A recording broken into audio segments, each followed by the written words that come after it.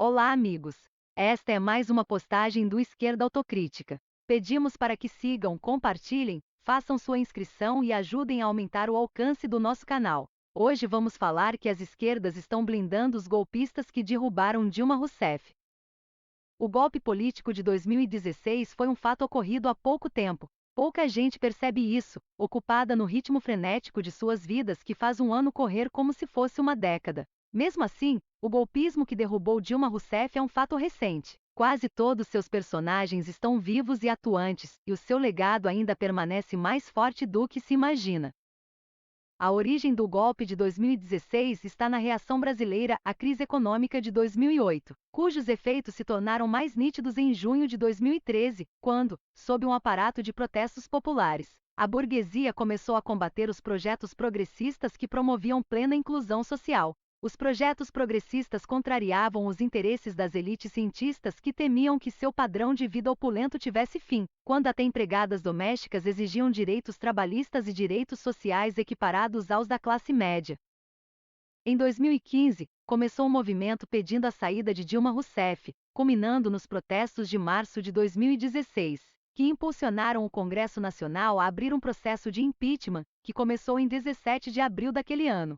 No Rio de Janeiro, um baile funk pseudo-esquerdista em Copacabana, comandado pelo empresário da Furacão 2000, Rômulo Costa, aliado da bancada da Bíblia e então sogro da golpista socialite Antônia Fontinelli, amansou as esquerdas revoltadas com o golpe, criando um clima tranquilo para a votação dos deputados federais, para a abertura do impedimento político que tirou Dilma do poder. Com o processo todo concluído em 31 de agosto de 2016, o golpe político contra Dilma Rousseff teve como mentor o seu rival na campanha presidencial de 2014, o tucano mineiro Aécio Neves, que não gostou de ter sido derrotado nas eleições. Ele acionou a justiça com o objetivo de impor seu projeto político, voltado para o fim dos direitos trabalhistas e sociais e o enxugamento do Estado. Depois de Aécio, a advogada Janaína Pascoal, juntamente com o jurista Miguel Reale Júnior e o também jurista e ex-petista Hélio Bicudo, entraram com um pedido de impeachment sob o pretexto do combate à corrupção, acusando Dilma de ter praticado as ditas pedaladas fiscais. Paralelo a isso, houve uma armação denominada Operação Lava Jato, em que o medíocre juiz paranaense Sérgio Moro atuava de maneira ilegal e contrária às normas do direito, produzindo acusações infundadas contra Lula. Moro contava com a colaboração do procurador Deltan Dallagnol, em verdadeira promiscuidade jurídica entre um juiz e um procurador, que vai contra as regras de transparência do direito. Juntos, esses episódios marcaram um fim do ciclo do Partido dos Trabalhadores no governo federal, que contou com 2 mandatos completos de Lula, um mandato completo de Dilma Rousseff e outro mandato da presidenta encerrado pela metade. O golpe político de 2016, conhecido pelo seu aparato jurídico e parlamentar, também contou com a atuação decisiva da mídia empresarial, sobretudo pelas atuações raivosas e eventualmente mentirosas da Globo, Folha, Estadão e Veja. E devemos lembrar também da atuação de grupos formados especialmente para promover atos golpistas, como o Movimento Brasil Livre, Vem Pra Rua, Revoltados Online e outros. Financiados por empresários, esses grupos chamaram os brasileiros para vestir o uniforme da Seleção Brasileira de Futebol e realizar os protestos das elites que, usando como desculpa o combate à corrupção, pediam a volta dos seus velhos privilégios sociais, econômicos e políticos. Membros do Movimento Brasil Livre, como Kim Kataguiri, Fernando Holliday e outros, se juntaram ao então presidente da Câmara dos Deputados, Eduardo Cunha, para combater o petismo. Os membros do MBL vendiam uma falsa imagem de novo, reagindo supostamente contra, entre aspas, tudo que está aí. O nada carismático Eduardo Cunha, cuja única maior qualidade é ter como esposa a cobiçadíssima musa dos telejornais, Cláudia Cruz, também se projetou pelo oportunismo, sendo eleito deputado federal no Rio de Janeiro, sob a bandeira da moralidade e da fé cristã. Muitos esquecem que, neste triste espetáculo do golpe de 2016, no qual Jair Bolsonaro atuava como um personagem de menor destaque, toda a direita moderada estava mergulhada no ódio antipetista. Partidos que hoje são considerados parceiros de Lula, como MDB e PSDB, eram os que mais contribuíram para a realização parlamentar do golpe, ansiosos de botar novamente seu projeto político marcado por medidas antipopulares. Não foi só o vice-traidor de Dilma Rousseff, Michel Temer, que se mobilizou pelo projeto golpista, mas todo o tucanato, envolvendo figuras como Fernando Henrique Cardoso, Aloísio Nunes, ex-ministro de Temer, e Geraldo Alckmin, que até 2018 falava o idioma da Operação Lava Jato. A chamada direita democrática estava engajada não apenas na derrubada de Dilma, mas também na implantação de uma agenda amarga e indigesta que deixou um grande número de brasileiros na miséria. Exemplo disso é a reforma trabalhista de Temer, que favoreceu patrões, enfraqueceu sindicatos e sufocou as ações trabalhistas, cobrando dos empregados sem dinheiro o pagamento de custos advocatícios, medida só depois revogada. Em 4 anos, o golpe de 2016 provocou estragos. Com o pacote de maldades de Temer e a preparação do caminho para a chegada de Jair Bolsonaro ao poder, direitos sociais e trabalhistas eram cancelados, e a estrutura do Estado era reduzida, com as vendas graduais de empresas públicas, através da farsa de consórcios nas quais os sócios brasileiros serviam como testas de ferro de acionistas estrangeiros.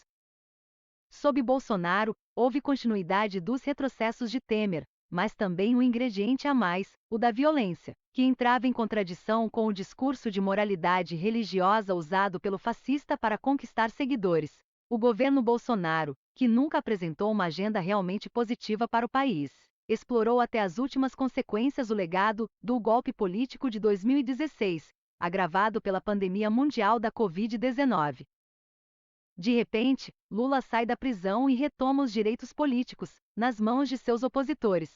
O ministro do Supremo Tribunal Federal, Edson Fachin, que sempre rejeitava qualquer ação da defesa de Lula, foi quem o soltou. E Lula, estranhamente, passou a enfatizar a sua obsessão em ter o então tucano Geraldo Alckmin como vice e apostar numa suposta frente ampla pela democracia, acreditando que a direita moderada não vai mexer nas pautas progressistas do petista.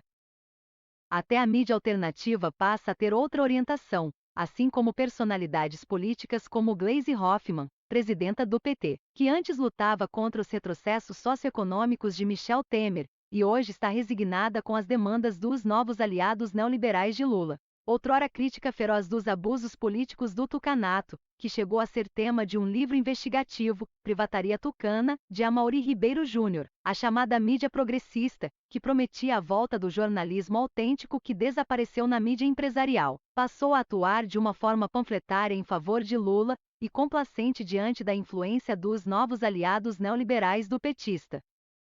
E aí vemos o quanto boa parcela dos personagens do golpe político de 2016, que em 2018 chegaram a comemorar a prisão de Lula, hoje se tornam seus aliados que irão ajudar na vitória eleitoral do petista, de preferência no primeiro turno das eleições.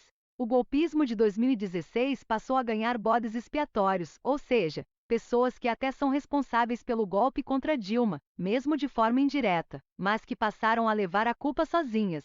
Enquanto os demais culpados agora promovem bom mocismo e se julgam amigos da democracia e do progresso econômico do Brasil.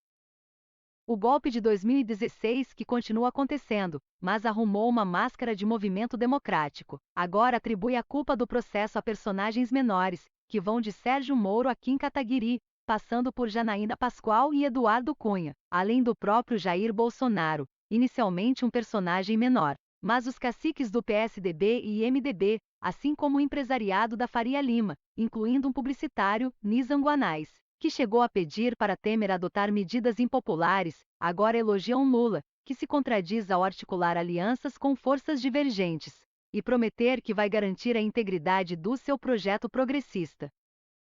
Lula, assim como a maioria das esquerdas brasileiras, passou a blindar a parcela supostamente cordial da direita moderada, acreditando que ela não irá interferir nas pautas progressistas.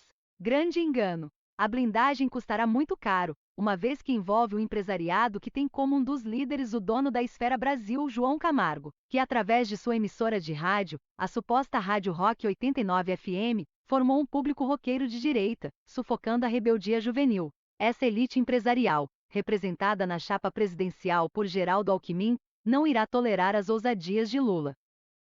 Na teoria, tudo é fácil. Lula chama para si as forças divergentes que haviam feito o golpe político de 2016. Acha que, com muito diálogo, irá impor as pautas progressistas até para o neoliberal mais inflexível, O petista acredita que, com aliados assim, irá promover um grande movimento pela democracia e pela reconstrução do Brasil, onde caberiam pautas sociais ainda mais ousadas. Mas o golpe de 2016 é um fato recente. 6 anos, em termos de história, são um milésimo de segundo. Há fenômenos históricos que duram séculos. Daí que é impossível afirmar que o golpe de 2016 acabou e que seus mentores da direita moderada hoje são amiguinhos da democracia e das pautas progressistas. Ninguém muda de interesse assim de repente. A direita moderada aplaudiu os retrocessos promovidos por Michel Temer e consentiram com a vitória eleitoral de Jair Bolsonaro. Os direitistas moderados não iriam mudar, tornando-se, de maneira sincera e natural, aliados de Lula. O petista terá que ceder e renunciar a muitos itens valiosos de seu projeto político progressista. Caso contrário, um outro golpe político pode vir e tirar Lula do poder de alguma forma. Não podemos brincar com a história. O golpe de 2016 continua a todo vapor. Ficamos por aqui. Curtam, compartilhem, façam sua inscrição e ajudem o Esquerda Autocrítica a ter maior alcance entre os ouvintes. Agradeço sua atenção. Um abraço a todos.